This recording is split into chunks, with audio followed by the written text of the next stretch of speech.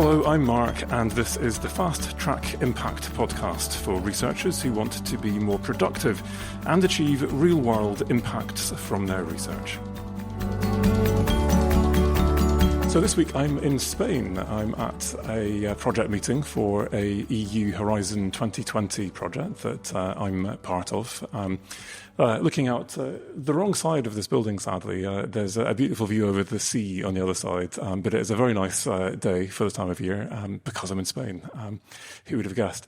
I'm here with two of my colleagues from this project. The project's called Soil Care. And I'm going to introduce them in a moment. But what we're going to be focusing on this week is how we can use social media to achieve more impact. And we're going to look at this in a few different ways. We're going to look at how we can build stories, build momentum, build engagement over the long term. So in a project like this, we've got 5 years. Many of us are in this for the long game with our projects, and it can be quite a challenge to really build that over time. We're going to have a think about how we're using case studies in this project as a way of evaluating our impact as we go, but then using those evaluations then to communicate and actually drive more impact through social media and our website. And then finally, my colleagues here have just written and published a paper on the use of Twitter.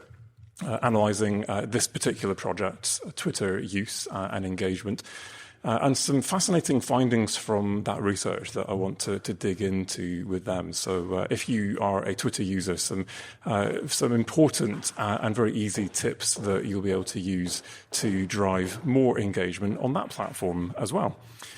So we have here Jane Mills and Jasmine Black, both from University of Gloucestershire, and in particular you're from CCRI, which is the Countryside and Community Research Institute.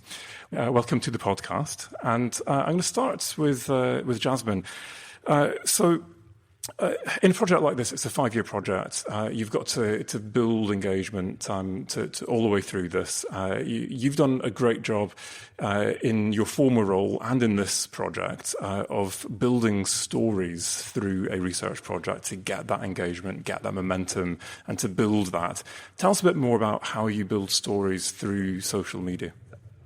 Okay, so what we try to do is track the progress of the soil care. It's and from a previous work in innovative farmers, it's all about experiments and field trials. So it's about trying to discover from the people who are doing the trials on the ground, the farmers and the researchers, a bit about what the progress is. It's not just necessarily about the beginning, the start of the project, and the end of the project with the results, but it's the stuff in the middle that we're really trying to get to grips with and get the detail for, so that we can build that story using social media, which we're finding in the UK works really well, but in other countries there's different systems of getting knowledge across. Social media isn't particularly something that is used very often. So there's definitely a cultural differences on a big scale, and it's trying to find then how to work best with each culture. So can I just dig into that a bit? Because I think a lot of us make assumptions. So there's a fairly good community of academics and researchers on Twitter, for example. We need to look at which publics, which stakeholders we're trying to engage with that we want to benefit from our research. And in this project, that's farmers are one of those groups. And it just so happens in the UK that a lot of farmers are very active users of Twitter. But assuming that will apply to other stakeholder groups in the UK may be erroneous. And as it happens, assuming that that is the case across Europe is also erroneous. So tell us about what came out of the research on this and what the contrast was when it came to Europe. So this is the paper that you wrote, Jane. Yeah, that's right. So, we did an analysis of the Soil Care Twitter account. At the time, there were about 1,200 followers on the account, and we sort of categorized the users of the Twitter account, the followers.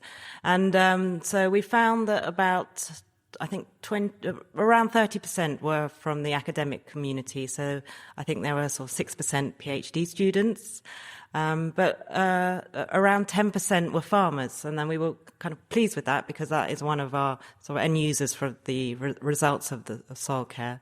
So it was good to see that they were already engaging. But then we looked further and found actually over 75% were from the UK. So we actually had very few other European countries following the Twitter account. So tell me what that group might be doing elsewhere. Are they using different platforms? Is this something to do with the fact that you're the main contributor to that account and you're British? What's going on with that? It seems that in other European countries they use Facebook a lot more. So Facebook is the favoured form of social media. So I think in the UK we tend to use Facebook as more with friends and family, but they seem to have a different approach in some of the other European countries. Would that be primarily through groups, do you think, or how is that working? Do you know? Well, some are with groups. So we have in a previous project we set up a Facebook group, and that worked quite well. But others they just use Facebook as a sort of open way of communicating about their work. So it's quite interesting. It is. So on Twitter in particular, there's evidence that Twitter themselves published a number of years ago that suggested that if you included a photograph or a video alongside your tweet, you were 30-something% more likely to get engagement. I can't remember the number now. And so, Jasmine, you've talked to me a bit about some of the work you've done interviewing farmers and using art on social media. And in particular, you've used this as a way of trying to get around some of the issues that a lot of researchers have with putting results out too early on social media. I'd like to talk a little bit more about that issue because it's a big issue for a lot of us. But tell me a little bit about the visual side of this and what you've been doing. Okay, I suppose that at the moment that sort of visual side is in progress. It's more of an idea, but I think one that could be potentially quite successful. We are looking at working with arts councils as well for that kind of thing. But I think that's very engaging for people who potentially aren't very numbers based or facts based. It's something more visual and tactile potentially that they can engage with and can portray a story and perhaps. Yeah, I think it could be a useful tool. And also, I think it could be even more impactful in creating a different sense of value around farming in particular, which is what we're working on with. You could say there's potentially a lack of value of food at the moment and in the prices people pay and the amount that's consumed and what's consumed. So giving farming more value through art, I think, is potentially quite a good way to do that. So I may feel uncomfortable about putting out numbers, actual data, findings at this point in my research. But there are some important things that we can say based on the existing knowledge, and instead of specifying that with numbers or facts, we're specifying that and detailing that and engaging people through the visual side of things, whether that's infographics, whether that's fine art, whether that's some other form of illustration. So tell us a bit more about the how you've tried to get around the problem of researchers who feel very nervous about putting things out on social media or on websites before they've gone through the peer review system. I have a lot of sympathy because I think you can get into trouble for this, whether it's that journals won't accept your publications because it's already been published on your website, or whether it's the fact that it turns out that you were wrong and you discover that through the peer review system and now it's out there. And this is about the rigour and the responsibility that we have as researchers to put out stuff which we can trust. So the peer review process is there for a reason, and yet very often there are situations in policy, in practice, where we have knowledge, we have data, we can make a contribution, and if we wait till it comes out in the peer-reviewed literature, we've missed that window of opportunity. And so tell us how you've been trying to get around some of these issues with the soil care team over this quite long project where, we don't have a lot to say in the early years. All right, I think one of the things that it's quite powerful is the use of videos of filming and them being able to tell a story. So not necessarily having the numbers, but showing the story. So if you're out in the field with a farmer and the experiment hasn't worked, then actually it's really valuable to show that within the film. And I think it's important, certainly in the farming situation, because that brings home the reality of farming. Actually, farmers are experimenting and adapting to the situation. So if you can show that story through the life of a project rather than the end result, which is usually a good result, and that's what gets published, then that can be very powerful. Yeah, whether it's your findings that are not quite going according to plan, whether it's the field work, so contributing to the fieldwork fail hashtag on Twitter, for example, it's always fun. There's that sense of empathy, I think, that you get with a group of researchers who are talking about what they're doing. We're not telling you what our results are yet, but this is what we're doing. This is what the experiments look like.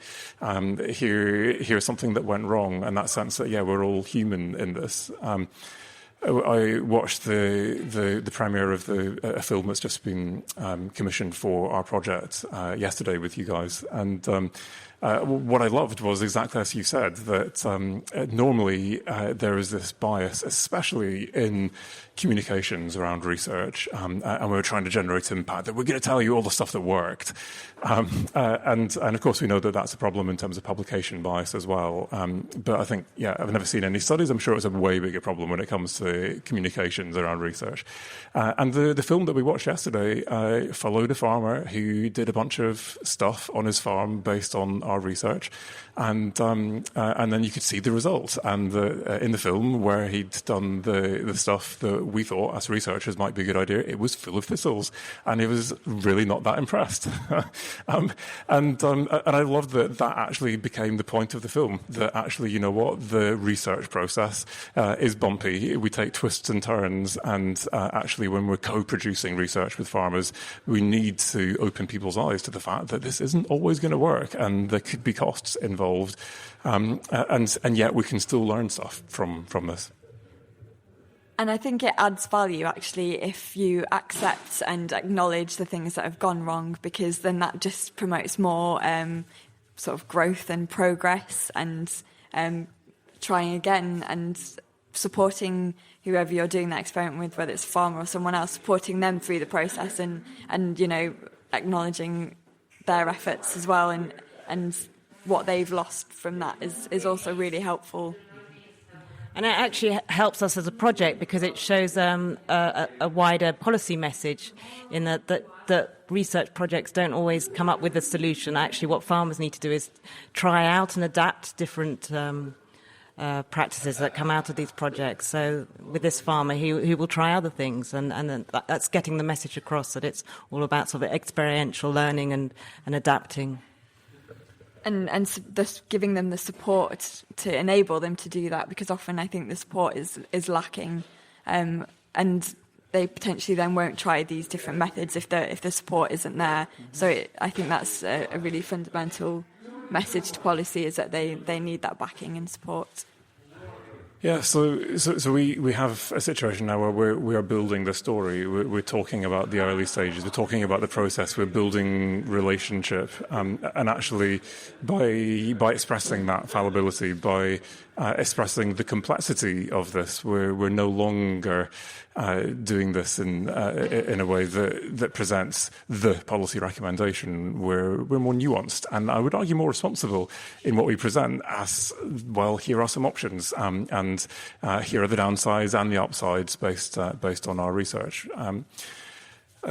What I'm really interested in is how then, as you evaluate this through the project, one of the things that I've noticed you doing, Jane, in this project and in other projects is using case studies really powerfully. Now, we all know that case studies work in terms of communicating research as a story in a context with a character who can then tell that story really powerfully. But what I notice about the kind of stories that you typically tell is that these are evidence-based stories. They are about what works or doesn't work, as the case may be. And I would argue that effectively what you're doing here is you're doing impact evaluation as you go. So through these projects, you're evaluating what works and what doesn't work. Is there an impact?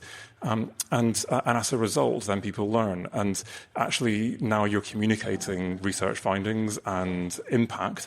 And as other farmers, in our case, and people watch these videos and read these case studies, then they begin to realize, hey, that's kind of a similar problem to me. Maybe I could do that. And actually, your impact evaluation, because you're publishing those evaluations as you go through those case studies, they actually drive more impact rather than waiting till we finish the work and now let's do an impact evaluation looking back.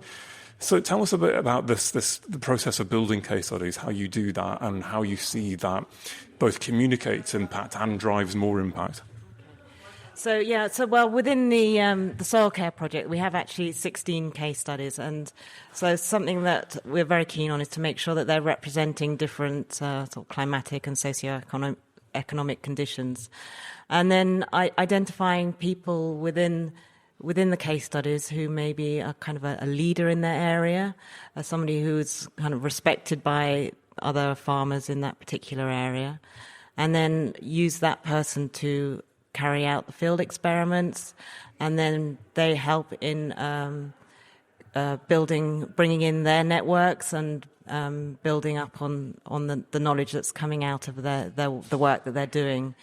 And we are very keen on them sort of communicating to the other farmers about why they've decided to give it a go, why they're trying it, what's worked, what are the drawbacks, but also, what are the benefits and what's coming out of it. And then the idea is it's a 5-year project, so over the 5 years that those farmers keep coming back and looking at the experiment and discussing it with this farmer. And that's how the kind of the knowledge is spread, so between farmer and farmer, because that's a very good way of it communicating and kind of exchanging knowledge and sharing experiences. So tell me about how you select the people that you would interview for something like that. So these are case studies across Europe in our case, and very often these may be people who are not big on social media, but you're choosing people who have their own social networks, who are respected, so that actually if that person of all people are saying this is worth trying and it seems to work for me, then maybe I try that as well. So what are some of the things that you look for in terms of the people who might be the central characters in these case studies that we might be able to generalize from, so that other people can choose those people rather than other people to interview as part of their work? It's usually people that are considered the innovators within the local farming community. So people who sometimes they're not always necessarily considered to be always successful, because they are prepared to innovate and try out different things. But it's the people who will give it a go and are good communicators. I think that's another important part of this. I think there's also something to be said for the farmers that are more difficult to connect, and that are less strongly innovators and are sort of more opposed to change. It's really interesting, and I think there's a lot of sort of research and thought going into how do we connect with those people, and what are their networks, and where do they get information from, and trying to access that is really key, because they can often be quite distant from farmers who are innovators. They might be sort of almost socially isolated in a group of non-innovative farmers, I suppose you might say, or that are just a bit more resistant and find it more difficult to change for a number of reasons.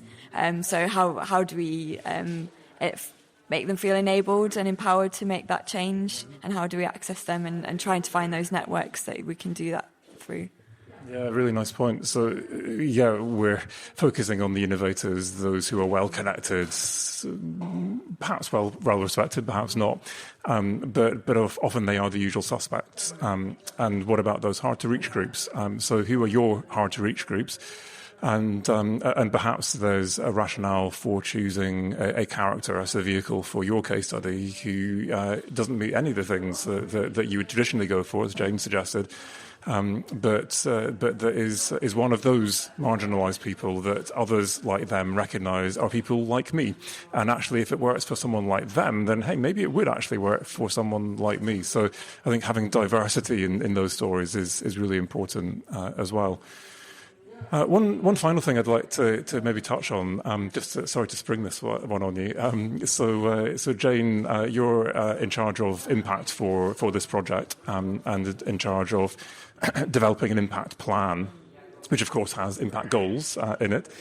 This time last year, we were in Legoland together, and so we kind of figured we're in Legoland, so we have to do something with Lego. The hotel had big boxes of Lego, so we ran this session, and we really weren't sure if this was going to work, but we got people to try and build Lego models of the change they would like to see in their country, and then to write about that. And for me, the process of building the models was A, really fun, but B, people came up with things that I think were different to what they would have come up with if we just asked them, what change do you want to see, what benefit do you want? They had to collaborate to build these group models with Lego. And now a year on, you've incorporated some of that into our impact plan. And I just wonder if you could reflect on that as a process. Would you do that again? Would you recommend others to try and be a bit more innovative in how they come up with impact goals? Was it worth it? Yeah, I think, like you say, it was great fun, and it allowed a group of mainly soil scientists to get a bit creative. And to think out of the box a little bit, I think, as well. We did quite rapidly run out of green and brown bricks, didn't we? Yeah. Yeah, and we were missing the Lego farmer as well. That would have been useful. But it worked very well. Alongside it was the statements, so that was obviously useful to have that written. But I think they actually all started off with the model and then wrote the statement afterwards. So it was useful, and two of the impact goals now are very much based on those Lego statements, so it worked well. Yeah, fantastic. So thank you very much. It's been a pleasure discussing this with you. I think for me, the take-home messages from this are that it doesn't really matter where you are in the research process. You can be early on the first few months of your project. There are still stories you can begin to tell about the process that begin to open that channel of empathy, build engagement, relationship with your audience. And I think there are often more things that you can say than you might think, just going beyond communicating your findings, your data, those facts, to thinking visually, thinking in terms of videos, thinking in terms of case studies. And those case studies then not only build your story, ultimately then creating that suspense that is fulfilled when you do finish the project and you have got some findings, hopefully, but that actually enable you to evaluate your impact as you go, and in so doing start to generate more impact as well, not just for the usual suspects, but potentially for some quite hard to reach groups if they engage with your material. Fascinating insights into social media. There was one thing, actually, that I was going to ask you about. I forgot, which was the finding that in your paper that there were these really important groups of stakeholders, farmers in particular, massively engaged on Twitter.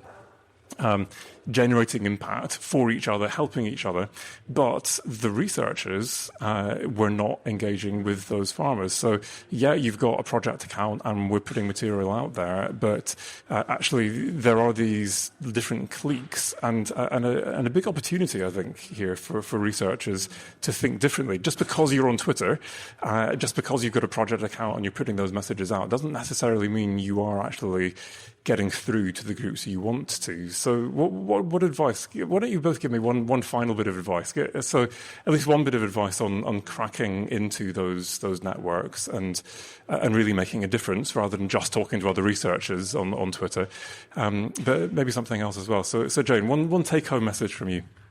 So if you're working on Twitter, it's to find the key hashtag that the group that you're interested in are using, and then you follow that hashtag and then join the network, and that will work very well, I think. That's it. That's how you crack that network. Amazing. Yeah, very simple. Brilliant. And Jasmine, one final kind of take-home message from you, the stuff you've learned over a career of doing this in various different projects. Tell me, what would you be? So I think one thing would be to get quotes from people, because they can be very inspirational and motivational and really a strong insight into the progress and how a story is developing. And another thing would be to find the key influencers and people that make decisions alongside your audience, and try to understand a bit about that network and how that works. Fantastic. Jasmine, Jane, thank you very much.